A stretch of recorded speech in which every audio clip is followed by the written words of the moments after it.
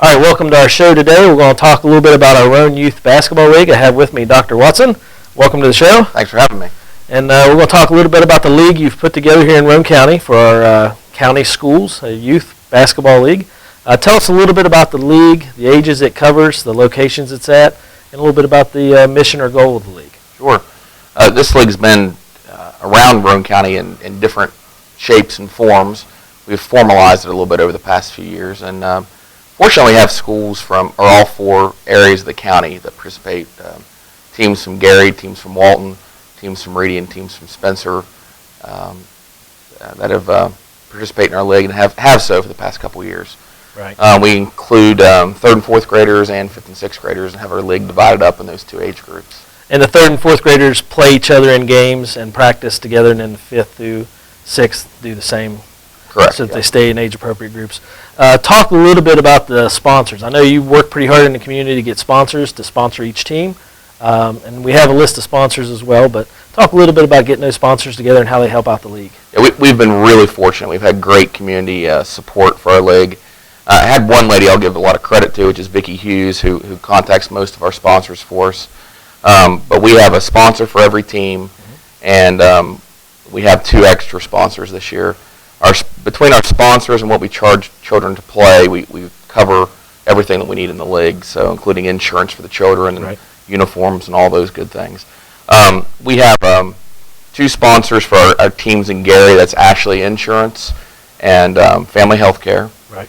Our Reedy teams, we have 4 teams in Reedy. They're sponsored by Roane General Hospital, Handy Mart, Gary's Sporting Goods, and Shemp's Heating and Cooling. And then in Spencer, we have multiple teams. We have My Three Sons Farm, Roane Realty, Roads Restoration, and Complete Energy Services, Shamlin Brothers, and I'm short one, and I'll come up with it here in just a second. Affordable Pest Control, sorry. And then in Walton, we're sponsored by the Walton Medical Clinic, Poca Valley Bank, and Lighthouse Ministries. Okay. Then our 2 extra sponsors are McDonald's and H&H Oilfield Services. So that's a good credit to the program you're running. You got a lot of community support, a lot of sponsors through businesses and community organizations, and it works out well. Talk a little bit about the coaches that coach the teams and also support the program as volunteers as well. Yeah, sure. Some of our coaches, of course, have children that play, and we have many people who are involved who don't even have any kids involved in the program. And have been really fortunate this year. We have a really nice group of coaches who have worked with us really well. Some of them first-year coaches, and some have just started with us this year. I'll just name the head coach from some of our different teams, if that's all right. Yeah. In our younger group, in Gary, Dan Harlan is our head coach. At Walton, Rodney Cox is our head coach.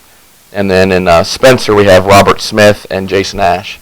At Reedy, Chris Mealy has one team, and Rick Mullen has the other. And then our older group, in Spencer, we have Jeff Tanner, myself, Kristen Hines, and Scott Humphreys are our 4 older coaches. At Reedy, we have Chris Mealy again and Gary Mace. And in Walton, Tim Ashley and Wendy Hughes, and James Brinkman in Gary. All right, so you got a pretty well-rounded crew there, and again, covering all areas of the county. It's a pretty big undertaking. Talk a little bit about the players. Of course, you have 2 different age levels. What's their goals for each of those age levels, and kind of how you work that out? Sure. I mean, of course, the goal of the league is to teach kids basketball and hopefully teach them sportsmanship and allow them to get some exercise. Right, I mean, there's all 3 of those things. In 3rd and 4th grade, we try to develop skills more. There isn't a formal league before that. Thankfully, we have patch programs in some of the schools to help teach some of our 1st and 2nd graders basketball. So 3rd and 4th grade really focus a lot more on skill development. Right. We enforce our rules a little more leniently with them and try to make sure the kids can get up and down the floor and play a game. Right. 5th and 6th grade, we do focus a little bit more on the competitive nature of the game, but obviously still trying to teach skills, plays with the teams, different defenses. So it works out pretty nicely. I'm always amazed if you look at where we were the first game of the year, particularly with our 3rd and 4th graders, when some of the teams could hardly get the ball across half court. And by the end of the year, they're playing pretty good defense and throwing some good passes here and there. To me, that's probably the most exciting thing to see are those 3rd and 4th graders and how they they progress during the year. And I've noticed that with even the 5th and 6th graders. At the beginning of the year, it's basic basketball. Get down the court, try to make a couple passes, get a shot up. Now teams are running plays and switching up their defenses and becoming a lot more affluent with it, which makes it nice Sure does. to see that progression. So your coaches are doing a great job, Thanks. and it works out well. Talk a little bit about the season. My son plays, and I can't remember when we started, but I know it's been a pretty good season. It's been great because it's in the wintertime and the kids need something to do. That's right. I'm practicing 2 or 3 times a week and games on Saturdays. A little bit about the length, the game, as you see it, and you already covered the rule differences, but talk a little bit about the season for you. And I know you organize it all, so you got a lot of stuff on your plate there. Well, we always say we're going to start at the beginning of November. We never do. So, if the guy organizing things is a procrastinator, that's just Yeah. But we try to get teams organized and everything ordered and start having some practices in November and then try to play games in December and January. Yep. And traditionally have finished about the middle of February. Some weather this year has pushed us back, so Right. that we're not going to finish till the last day of February this year. Had a couple of bad days of weather, but the kids are getting a good 2.5 months roughly of basketball and fitness. So Sure. that's great. It's a pretty long season for you, I'm sure. You're happy to tie it up this weekend? Well, we'll be glad, but it's been a great time. We've had really a pretty uneventful season. No major injuries and Yep.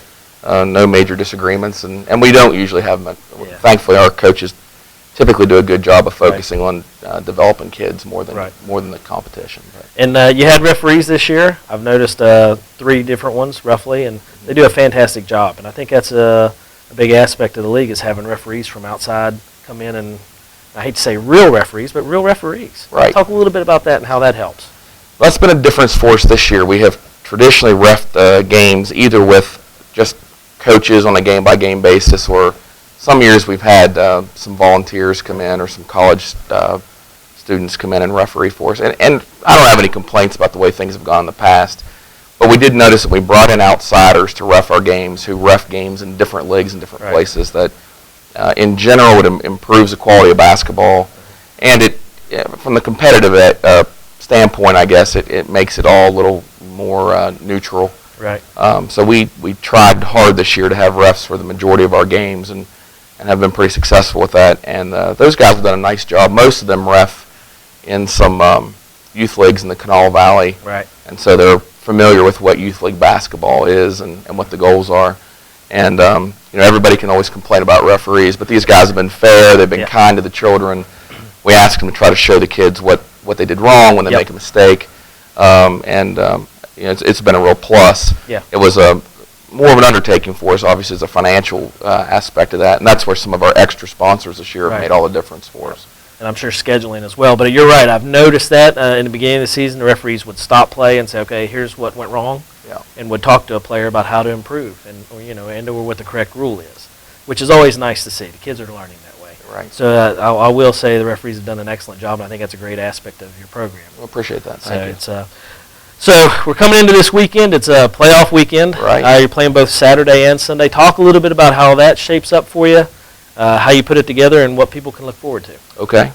Yeah, we don't usually play on Sundays, and again, this was a weather issue, so we've tried to not interfere with people's family day, but this was just the way to get the tournament scheduled. We have a really nice tournament. It'll be a total of 13 games. Right. 7 on Saturday and 6 on Sunday. Every team in the league qualifies for the tournament, so that you can really use the season to develop your team and not worry about just getting a win each week. So all the teams are in, and our younger group, we have 7 teams, so we'll have 2 first-round byes, and we have 6 teams, 2 first-round byes. The other 4 teams will play in the first round, and that'll be Saturday morning. Yep. And then in our older group, we have 1 play-in game. We have 9 teams in our older group, and then we'll play our quarterfinals with them. And then on Sunday, we come in at 2 o'clock, and we'll start with our 3rd and 4th grade semifinals, go right into our 5th and 6th grade semifinals, and we're scheduled at 6 o'clock to play the championship game for the 5th and 6th grade, or 3rd and 4th grade, and at 7 o'clock to play the championship of the 5th and 6th grade. We'll be at the high school on Saturday, and we'll be at the Spencer Middle School on Sunday. Yep. So it'll be a really fun day of basketball, and for a $3 admission fee, it's a lot of good, fun basketball if anybody in the community wants to come out and watch. I hope they do. And that sounds fantastic. And like you said, I think the brackets make it really nice for everybody because you don't have that pressure throughout the season to worry about those individual wins. you can shape your team up, come into playoff weekend, and hopefully have your best game. Yeah. So it's shaping up nice. So again, just to recap, Saturday at the high school, and then Sunday will be at the middle school in the afternoon and evening. That's right. We'll start at 9 o'clock Saturday morning and 2 o'clock Sunday afternoon. So. All right, and we're also going to videotape the championship games. Or I say videotape, but I'm sure Joe from A&M Digital Technologies will have a different word for me. So we will get those recorded. We'll use VHS. Yeah, I know. We don't use those anymore. I'm old school. We'll get those recorded, and we'll play them live back on our Ustream channel, and we'll put that link on our Facebook page and so forth. So you can watch those games sometime next week after they're completed, and we'll get them out there. So if you can't make it on Saturday or Sunday, you'll get to still see the championship games via the internet. Yeah, we really appreciate Patch doing that for us, by the way. It's a nice way to combine our program and the Patch program, and it's going to be fun for the kids that are playing, and an opportunity for some people who don't live here to be able to watch their kids play. Grandparents from out of state or out of the county, or if they're not here this weekend, can still watch their children play. So we're looking forward to that, and if you have any questions, how can someone get a hold of you? If you have any questions about the league itself or games in specific? Sure. The easiest way to reach me is just on my cell phone. It's 304-377-4555, and if anybody has any questions about games, they're welcome to call or text. Okay. We don't run a Facebook page yet, although I think in the future we'll have something else electronic. Yeah, absolutely. That's the way to go. But, we hope to see people out. Okay. Sounds great. Get out there for a great weekend of youth basketball. Again, on Saturday at the high school and then on Sunday at the middle school for the championship rounds. And this show is, as always, produced for us by A&M Digital Technologies, who will also be recording the championship games at the middle school, and will be playing them back for us. So, again, if you have any questions, contact Dr. Watson here. And thanks again for doing such a great job. I know it's a huge task organizing a county-wide youth basketball league with all the teams, players, and sponsors. And I know you said you had some help from Vicki Hughes and a couple others, and all your coaches. You do a wonderful job. So, thanks. Again, get out and watch our youth basketball. Support our youth, support our community. And if you have any questions or anything, get a hold of us. All right, well, thanks again, and we'll look forward to having the games broadcast. Thank you, Dave.